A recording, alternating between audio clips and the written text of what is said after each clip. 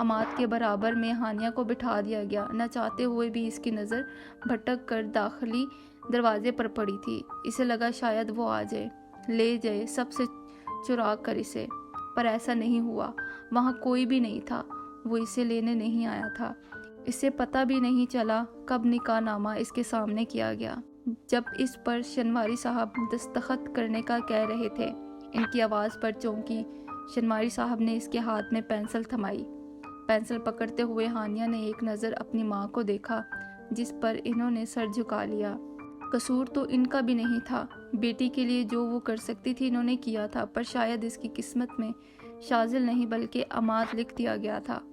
پھر سر جھکا کر نکاح نامہ پر اس نے ہاتھ رکھے۔ دستخط کرتے ہوئے ہانیہ کا ہاتھ کانپ رہا تھا، اور اسے آج واقعی یقین ہو گیا تھا کہ ہر محبت کا انجام نکاح نہیں ہوتا۔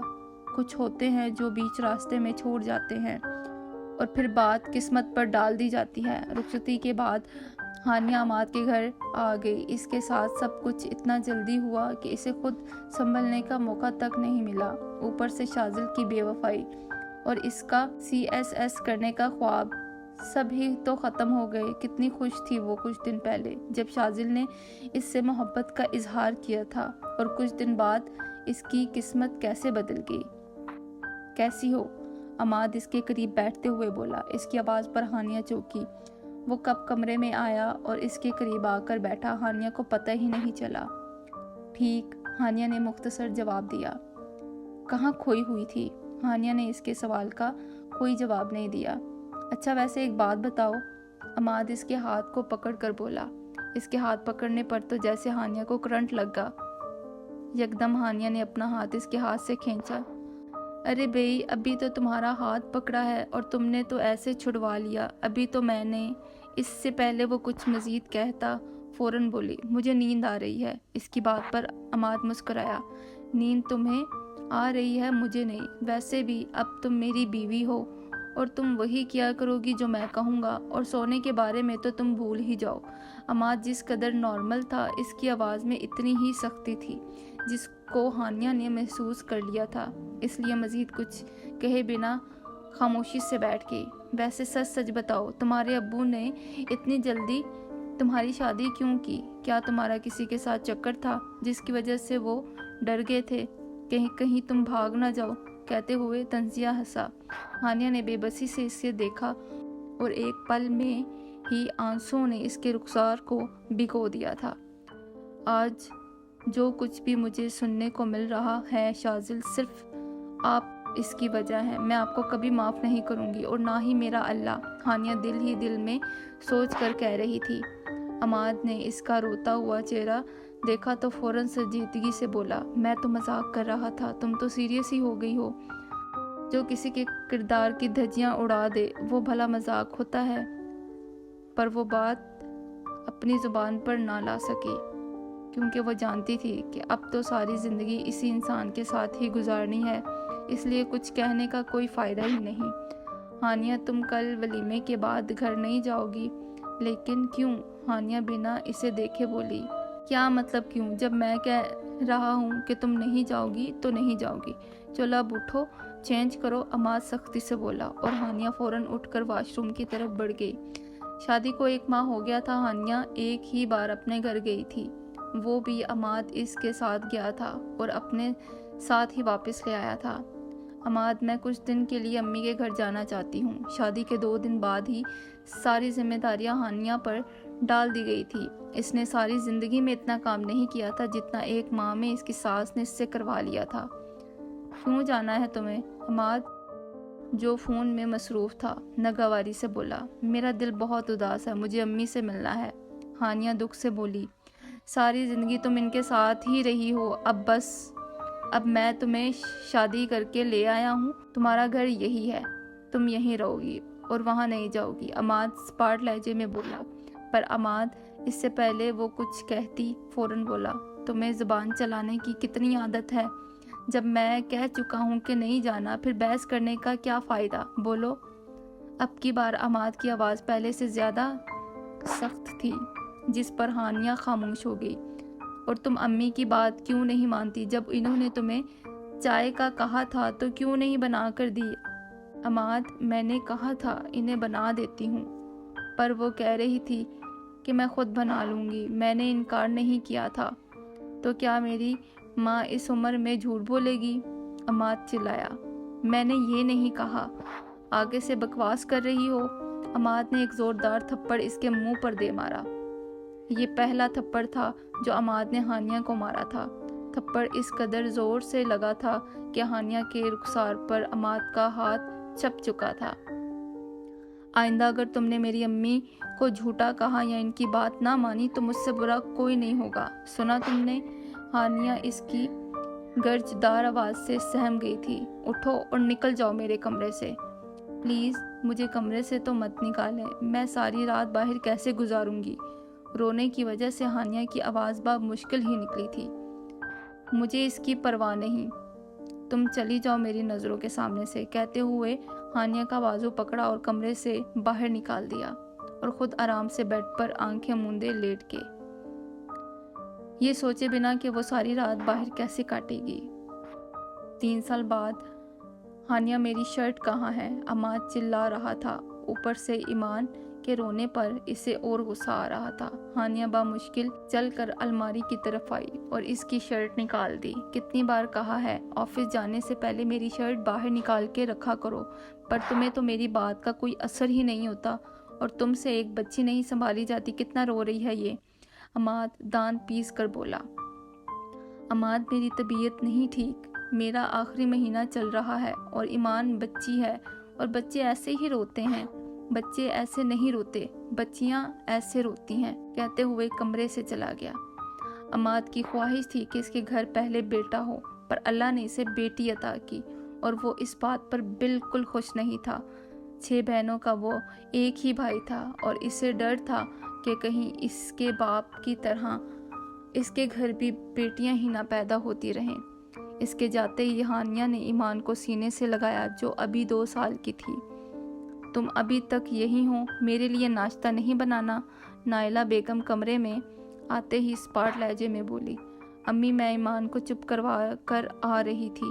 ارے یہ تو چپ ہی نہیں ہوتی، ہر وقت روتی رہتی ہے، اس کے رونے کی وجہ سے تو میرے سر میں درد شروع ہو جاتا ہے۔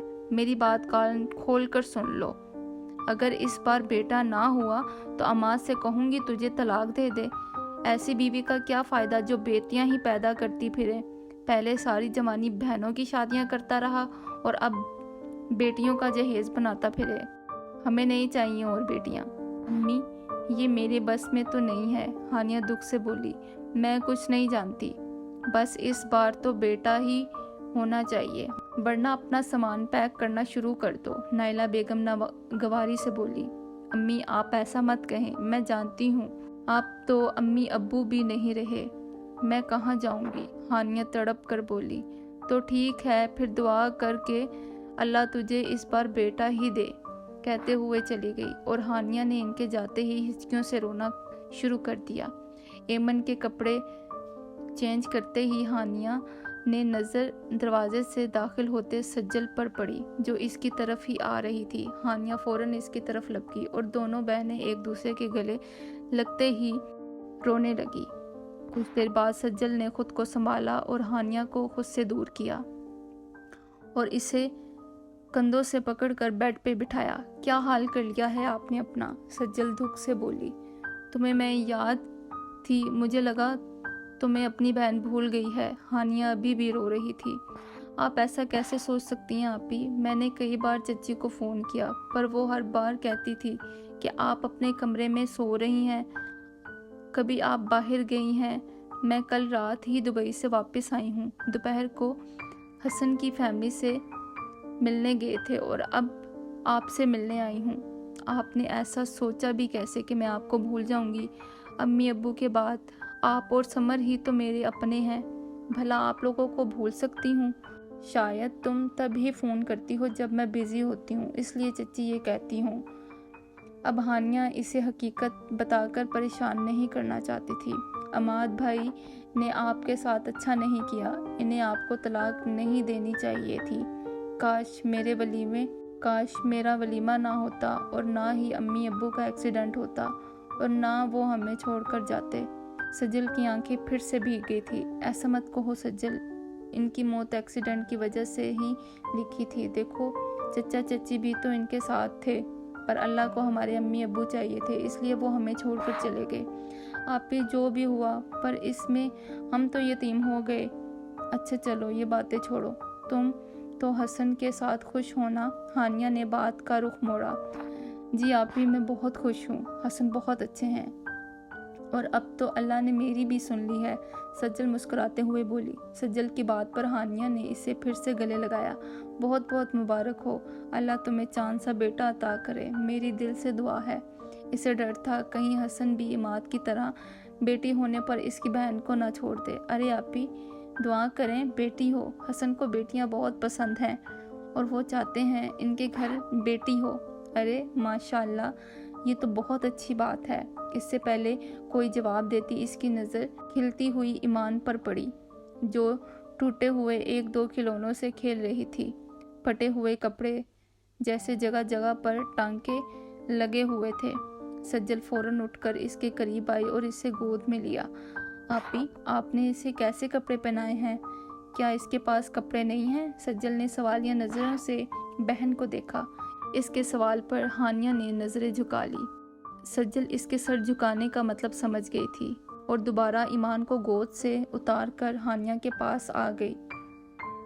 आपी, चची आपको खर्चा नहीं देती? सज्जल ने इसके उतरे चेहरे को देखा।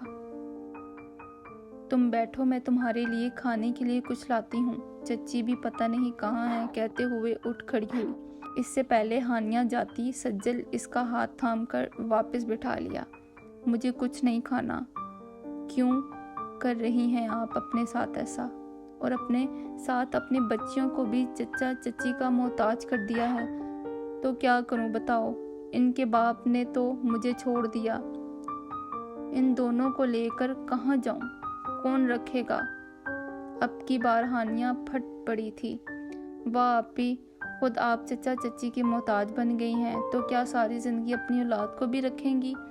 आपको लग रहा है ना कि आप सारी ज़िंदगी अपनी बेटियों के लिए गुजार देंगी और कल को ये कहेंगी हमारी माँ ने हमारे लिए कुर्बानी दी है। पर ऐसा नहीं है आपी। इन्होंने कहना है अम्मी क्या कुर्बानी दी आपने हमारे लिए? पहले खुद इनकी मोहताज रही, फिर हमें भी कर दिया। आज ये छोटी हैं, कल जब स्कूल जाएंगी तब कैसे खर्चा पूरा करेंगी? और फिर ये कहेंगी इससे अच्छा तो हमें मार देती आप ही अपनी औलाद की ख्वाहिशों को हसरत मत बनने देना। सज्जल ने हानिया का हाथ अपने हाथ में मोहब्बत से पकड़ा, जो हानिया काफ़ी देर से खामोश इसकी बातें सुन रही थी। फिर संभल कर बोली, मैंने चची से कहा था मुझे जॉब करनी है, पर वो नहीं मानी। कहती तुम जॉब करोगी तो तुम्हारी औलाद को कौन संभालेगा? आप ही आप लाहौर चली जाए नानों के घर। सज्जल की बात पर हानिया चुप हो के रह गई। सज्जल तुम होश में तो हो? मैं वहाँ कभी नहीं जाऊँगी, हानिया ने स्पार्ट लहजे में जवाब दिया। आप ही वो वहाँ नहीं है। मेरी नानों से कुछ दिन पहले ही बात हुई थी, वो तो मामू के पास गई हैं। मैंने इन्हें आपका नहीं बताया, ऐसे ही वो वहाँ परेशान होती, इसलिए आप वहाँ चली जाएं। वहाँ नौकर हैं, वो संभाल लिया करेंगे। लेकिन आपको एक मशवरा दूँ? हानिया बस इसकी बात सुन रही थी। आप CSS के पेपर्स देखें आप ही, ये ख्वाहिश आपकी नहीं शाजिल भाई की थी, लेकिन अब आप अपनी ख्वाहिश बेटियों के लिए पूरी करें। नहीं सज्जल, मैं ये नहीं करूँगी। इससे पहले वो मज़ीद कुछ बोलती, हानिया ने इसकी बात काटी। आप ही अब आप इन दोनों का सोचें, सिर्फ इनके लिए। सज्जल ने इल्तिजा की, पर सज्जल मेरे पास पैसे नहीं एडमिशन के और ना ही एकेडमी ज्वाइन करने के लिए। आप वो फिक्र मत करें। हसन के कज़न बता रहे थे 5 माह बाद पेपर्स हैं और बुक्स तो आपके पास पहले ही हैं, और रही बात खर्चे की तो वो मैं उठाऊंगी। सज्जल ने यकीन दहानी कराई। नहीं सज्जल, मैं तुमसे नहीं ले सकती। आप ही उधार समझ कर रख लें, जब इस काबिल हो जाएं तो तब दे दीजिएगा। सज्जल ने हल बताया, जिस पर हानिया खामोश हो गई। आप ही आप सोच लें, ये ज़िंदगी गुजारनी है या अपनी बेटियों के लिए कुछ करना है। یہ کچھ سامان میں آپ کے لیے اور اپنی بیٹیوں کے لیے لائی تھی۔ سجل اس کے ہاتھ میں بیگز دیتے ہوئے بولی، اس کی کیا ضرورت تھی؟ خالہ کی جان ہوتی ہیں یہ، سجل نے ایمان کی طرف دیکھتے ہوئے کہا۔ آپ سوچ بھی نہیں سکتے مجھے انہیں دیکھ کر کتنا دکھ ہوا ہے۔ آپ کل تیار رہنا، میں آپ کو لینے آؤں گی، پھر دونوں بہنیں مل کر شاپنگ کرنے چلیں گے۔ ابھی میں چلتی ہوں۔ ایمن کو پیار کرتے ہوئے اٹھ کھڑی ہوئی۔ تم نے تو کچھ کھایا نہیں، اب ایسے ہی جا رہی ہو؟ ہانیہ اس کے ساتھ اٹھتے ہی بولی۔ کل کھائیں گے نا ہم چاروں، سجل نے مسکراتے ہوئے جواب دیا، جس پر ہانیہ نے اسے گلے لگا لیا۔ سجل بہت شکریہ، تم مجھ سے ملنے آئی، مجھے تمہاری بہت ضرورت تھی۔ ہانیہ پھر رو دی تھی۔ بہنوں کو شکریہ نہیں بلکہ ایکت لگا کر حکم کرتے ہیں۔ اس کی بات پر ہانیہ مسکرا دی۔ یہ ہوئی نا بات، ایسے مسکراتی رہا کریں، کل آؤں گی، میری بچیوں کو تیار رکھنا۔ اچھا ٹھیک ہے۔ آج کی ایپیسوڈ یہیں تک تھی، امید ہے آپ کو پسند آئی ہوگی۔ میرے چینل کو لائک، سبسکرائب اور شیئر ضرور کر دیجیے گا، اور اگلی ویڈیو میں انشاءاللہ میں اس کے نیکسٹ ایپیسوڈ کے ساتھ حاضر ہوں گی۔ تب تک کے لیے اپنا خیال رکھیے گا۔ اللہ حافظ۔